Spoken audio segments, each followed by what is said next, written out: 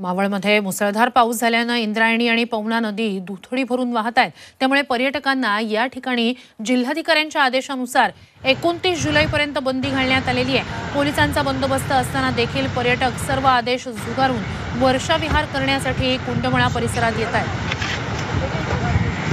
कुंडमळा परिसरातूनच आढावा घेतलाय आमच्या प्रतिनिधी चैत्राली राजापूरकर।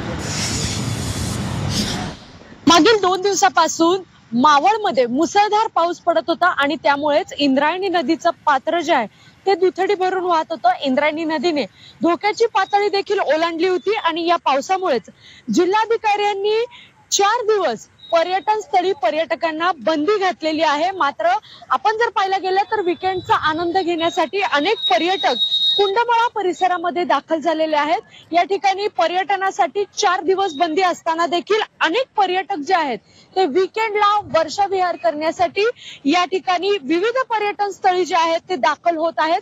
त्यामुळे एकंदरीतच जर आपण पाहिलं तर जिल्हाधिकाऱ्यांनी जो आदेश 2 दिवसापूर्वी काढला होता की पर्यटन स्थळी 29 तारखेपर्यंत बंदी असल्याचा, त्याला मात्र पर्यटकांकडून केराची टोपली दाखवण्यात येत आहे।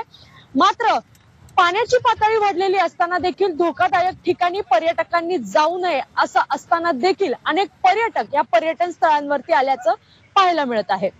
Chaitrali Rajapurkar, Zee Media, Maval.